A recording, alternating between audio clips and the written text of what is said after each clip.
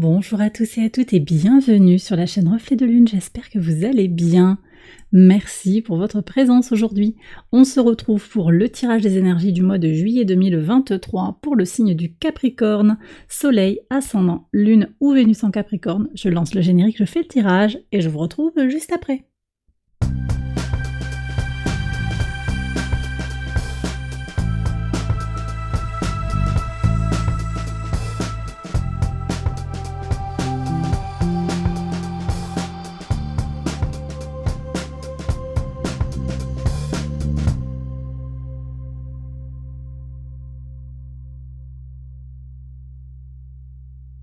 Alors on y va les Capricornes pour les interprétations. Votre arcane majeur du mois, c'est l'impératrice.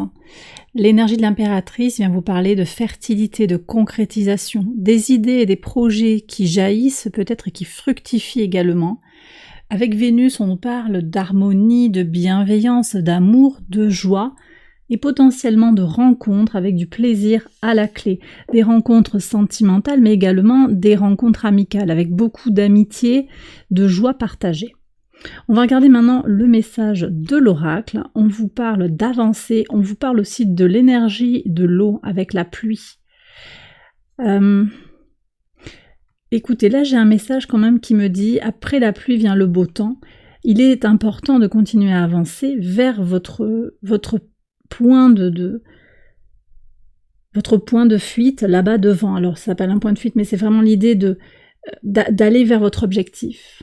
Et même s'il n'y a pas d'objectif, d'avancer, de continuer à avancer en suivant le chemin, là où le chemin vous guide et vous mène, en vous connectant à vos ressentis, à vos intuitions également avec le principe de l'eau. Quelque chose à centrer dans votre cœur, dans votre paix, dans votre âme. Il y a vraiment quelque chose de très vénusien là. Vénus qui fait quand même quelque chose d'intéressant sur ce mois de juillet puisqu'elle est en Lion depuis le 5 juin. Elle y reste jusqu'au 9 octobre et elle va faire un mouvement, elle est presque sortie du Lion. Dans le courant de l'été, elle va faire machine arrière, elle rétrograde en Lion toujours le 23 juillet. Elle reprendra son mouvement direct le 4 septembre. Bon, il y a tout un cheminement là qui vient résonner selon chaque individu d'une manière particulière. Et je vous invite à regarder un petit peu comment ce qui vous arrive actuellement peut venir en vibration avec des situations qui vous ont concerné il y a à peu près une dizaine d'années. On remonte à 2015 ou 2007 si on repart sur les dernières rétrogradations de Vénus en Lion. On va regarder maintenant le message du tarot pour votre maison 1, votre état d'esprit les Capricornes sur ce mois de juillet. Vous avez le 9 d'épée. Alors on sent qu'il y a vraiment des choses, des fantômes du passé qui sont en train de partir là, j'ai l'impression. On se libère des fantômes du passé. Il y a une forte libération là, je crois. Quelque chose de très puissant pour vous. Qu'est-ce qu'on a en complément? Alors, l'instant présent. Très bien. Et le roi de denier. Donc il y a quand même quelque chose de compris et de clair qui est d'être dans le cœur, dans l'instant présent, pour dépasser justement ces blocages, ces fantômes du passé.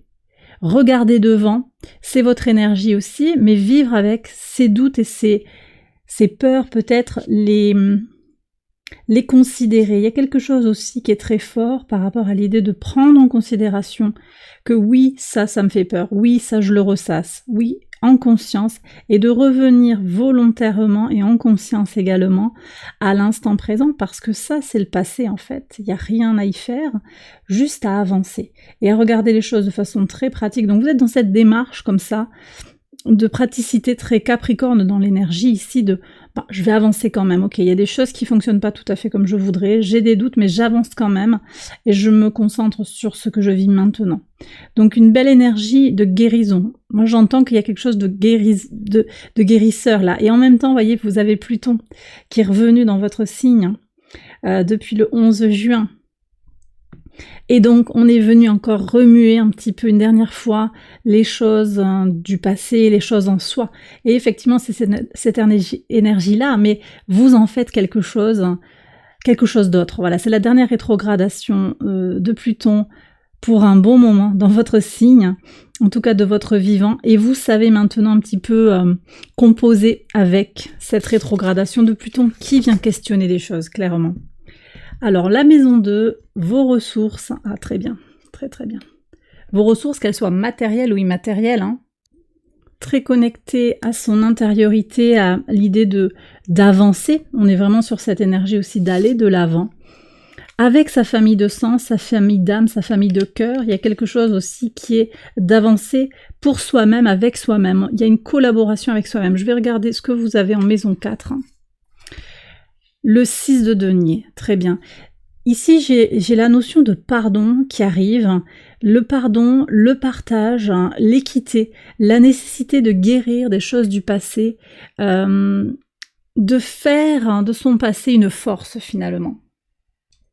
Sur ce mois de juillet, je vous sens apaisé et ancré, en équilibre avec vous-même par rapport à vos ressources. Elles sont très corrélées à votre émotionnel aussi, avec le principe de la lune, par l'intermédiaire du signe du cancer, ici avec l'arcane du chariot. Donc il y a quelque chose qui est lié entre vos ressources matérielles, immatérielles, votre disponibilité psychologique, votre intégrité physique, votre argent également, tout est corrélé, il y a une notion de sécurité, on avance pour soi, pour sa famille, dans un souci d'équité, d'équilibre, d'abord en soi et ensuite pour les autres. On va voir ce qu'il y a au niveau du quotidien.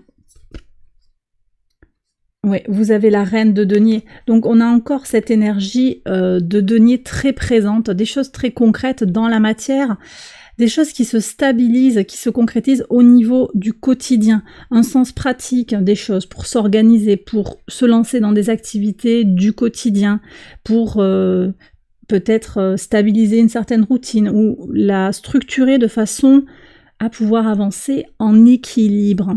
Parce qu'ici en maison 6, on a également le principe de la santé, donc il y a quand même quelque chose qui est aussi, j'ai besoin de me reposer, je prends du temps, j'aménage les choses pour prendre du temps pour moi, pour être reposé, me ressourcer, me régénérer.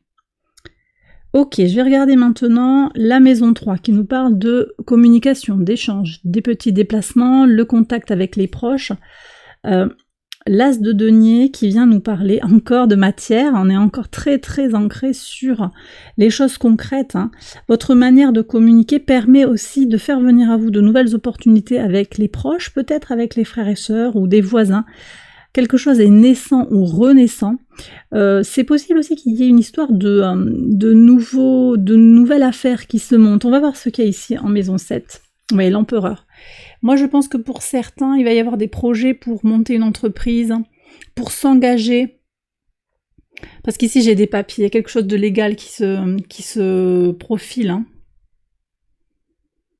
Alors, je pense que certains d'entre vous se posent quand même des questions sur la pertinence du projet. On va voir ce qu'il y a en maison 5. Ouais.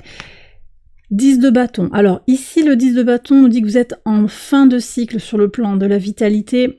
Ces fantômes du passé, cette peur peut-être d'échouer sur le plan sentimental, d'échouer sur le plan d'un projet créatif aussi, parce qu'il y a déjà eu des déboires par le passé avec une collaboration, avec, je vous disais, un partenariat. Ça ressort là, dans votre force intérieure, ça ressort clairement. Je pense que c'est lié aussi à ces doutes qui sont là, mais je vois que vous mettez en place des choses pour stabiliser les potentialités, en fait. Donc, dans l'engagement professionnel, occupationnel plus globalement, également sentimental, amical ou relationnel plus généralement. Quelque chose qui est aussi empreint de fermeté et d'officialité. D'accord, avec le 4, on a quand même cette énergie de stabilité qui découle de votre base. Avec ce 6 de denier, il y a quand même quelque chose qui est posé, qui est équilibré sur ce mois de juillet, qui se confirme, qui s'affirme. J'ai vraiment cette notion aussi d'affirmation de soi. Alors certes, donc je reviens sur cette maison 5, le 10 de bâton peut-être indique qu'on a passé un certain cap par rapport à son niveau de fatigue, par rapport à son niveau d'engagement, par rapport aux valises un petit peu de notre passé. On va dépasser, vous allez dépasser cette idée de recommencement, d'éternel recommencement, de poids très lourd à porter. Je vais prendre une carte de plus sur cette maison 5. Alors, il y a beaucoup de... Ouais, la tour qui sort. On a la tour, là, avec la reine de bâton derrière. Ça va bouger, hein, pour vous. Mars aussi vient jouer en votre faveur. À partir du 10 juillet, vous aurez Mars au trigone de votre signe. Ça va venir vous apporter une grande énergie pour réaliser ce qu'il y a à faire. Donc dépasser peut-être les doutes et retrouver cette vitalité, cette renaissance dans la vitalité dont vous avez tellement besoin actuellement. Alors, encore 3 cartes qui ont sauté. Je vais les regarder, je ne sais pas si je vais... Il y a une avancée pour aller vers son abondance. Encore des bâtons, beaucoup de bâtons qui reviennent. Le roi de bâton ici. Vous allez retrouver votre pouvoir de toute façon. Peut-être parce qu'il y a un soutien aussi. Hein. Je vais voir ce qu'il y a sur la communauté. Alors, 9 de bâton, vous voyez, on a un lien aussi par rapport à la communauté. C'est possible qu'il y ait eu des déceptions par rapport à vos appuis du passé. Et il y a encore ces doutes-là. Hein. C'est tout à fait possible. Sur comment vous mettez en avant, au service peut-être de la communauté, au service d'amis, comment vous vous êtes un petit peu donné, sans avoir le retour attendu. Je vais prendre une autre carte, on va voir si on peut avoir une carte s'il vous plaît. Alors celle-là, elle a voulu bloquer. Ouais, patience. Ok. Patience et puis centrage sur soi. Saturne, là c'est très saturnien. Pourquoi je vous dis ça? Parce que Saturne en Poisson, c'est la construction de son intériorité. Le maître de votre signe est rétrograde en Poisson. Et oui, peut-être que les choses n'évoluent pas aussi vite que vous l'espéreriez, mais ça bouge quand même en dessous. Prenez le temps nécessaire aussi pour vous centrer, que ce soit sur le plan sentimental ou sur le plan de vos projets. Certains projets, ça ne veut pas dire que c'est dans tous les aspects de votre vie, mais il y a peut-être quelque chose qui vous donne le sentiment d'être limité. On vous indique aussi qu'avec de la patience, vous arriverez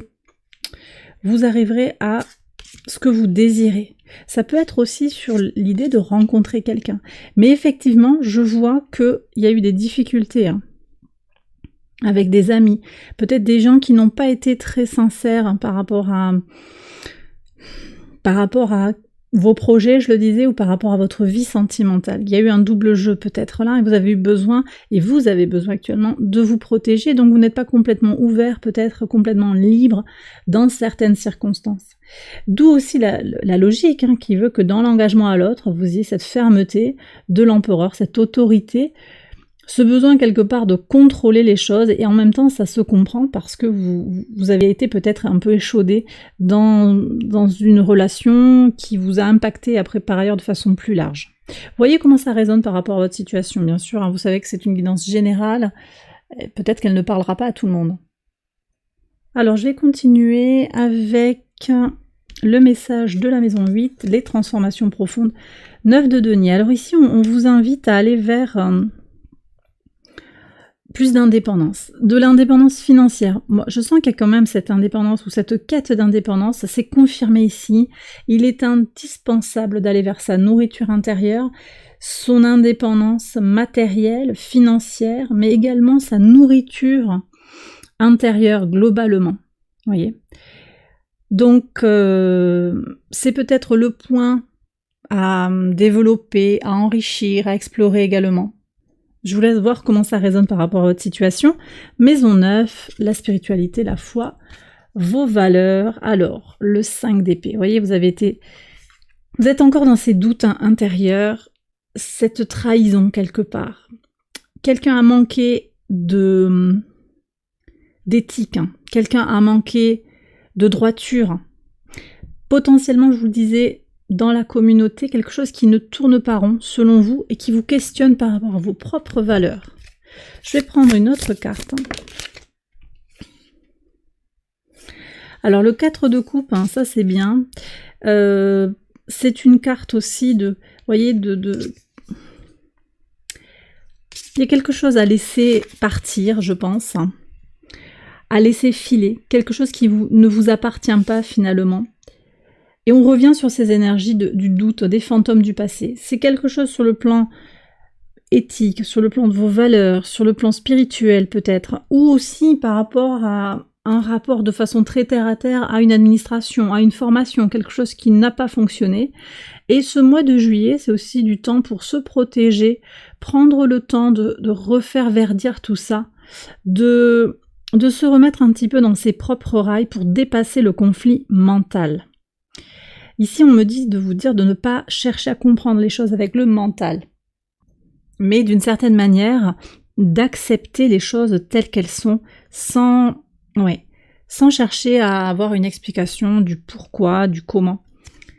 Voilà ce que je comprends ici. Donc, un besoin de guérir, en fait, de ce questionnement, de ces doutes intérieurs qui viennent des aléas, des rencontres, quelque chose qui est venu comme ça croiser votre chemin, très certainement pour vous faire évoluer, pour vous faire grandir peut-être. On va voir ce que nous dira l'oracle des anges, Angel Guide, on va voir ça après. Je continue avec la maison 10, ici on va voir ce qui entre en résonance avec cette belle carte d'équilibre, de don de soi. Ouais, 9 de coupe. Très beau. Très très beau. Ne perdez pas la foi. Voyez, vous ne perdez pas la foi. Vous savez qu'il y a quelque chose d'abondant qui vient vers vous, quelque chose de complet. Mais vous avez besoin de garder l'espoir que les choses vont reverdir. Donc c'est bien ça aussi qui était dit. Avec cette impératrice, c'est l'amour, c'est le cœur qui vient parler. Avancer au-delà des déboires, au-delà des difficultés. Alors je vous dis pas qu'il y aura des difficultés sur le mois de juillet, c'est pas ça que je ressens. C'est plutôt des difficultés du passé qui perdurent, qui se maintiennent et qui vous laissent un petit peu dans un esprit...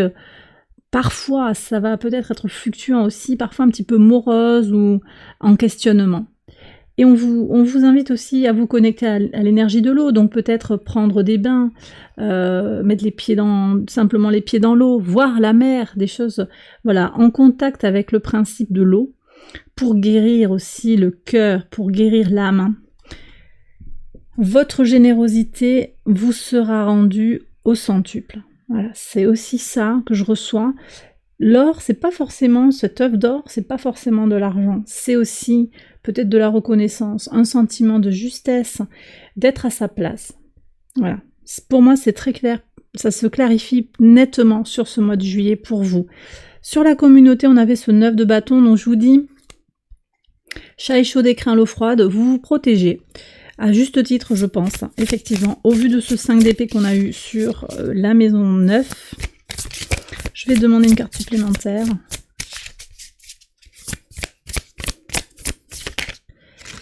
Qu'est-ce que vous avez? 8 de denier, très bien, très bien. Alors, vous voyez, c'est complètement, vous faites finalement de cette expérience un atout, un point fort, un point d'appui pour travailler, rebondir. Le 8 de denier, c'est le soleil en vierge, c'est la promesse de quelque chose qui, avec vos efforts, avec votre précision, votre courage, votre détermination, va payer. Donc ne lâchez pas, ne vous laissez pas peut-être happer par cette déception-là du 9 de bâton, effectivement. Et ici, le tarot vous invite aussi à persévérer dans votre approche par rapport à vos projets, vos espérances, mais également le contact que vous avez à la communauté. Il y a peut-être de nouvelles personnes qui rentrent dans votre vie, de nouvelles personnes qui vont aussi vous soutenir. C'est possible quand même qu'on vous indique aussi qu'il y ait un travail que vous faites sur vous-même pour gagner en indépendance justement par rapport à la communauté. C'est-à-dire qu'il y a des choses que vous êtes amenés à faire par vous-même. Pas parce que c'est ce que vous désirez, mais parce qu'il semblerait que ce soit nécessaire à l'heure actuelle. Maison 12 maintenant, la leçon à intégrer. Bah oui, le diable. Alors, le diable c'est votre énergie les Capricornes, mais c'est également l'énergie des choses qui vous... Alors c'est l'énergie de l'utilisation de ce qu'on a à sa disposition, ça c'est dans la polarité très positive du diable, c'est-à-dire que ce diable il est tenace, il lâche pas. Il fait bon usage de tout ce qu'il a à sa disposition, ça c'est très positif, mais il y a également cette idée de se défaire des situations qui ne vous nourrissent pas, qui ne vous nourrissent plus. on avait cette énergie en maison 1 du 9 d'épée, qui est les doutes intérieurs, qui finalement n'apportent rien à la conversation, et qu'il est bon de libérer en se concentrant sur l'instant présent.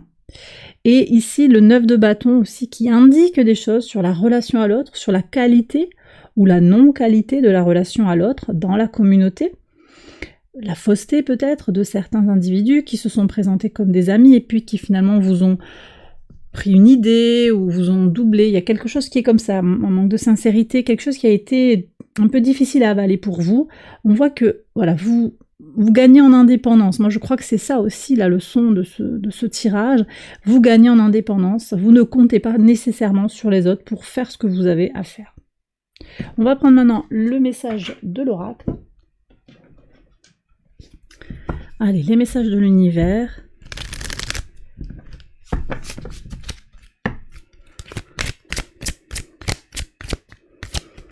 Alors, hop.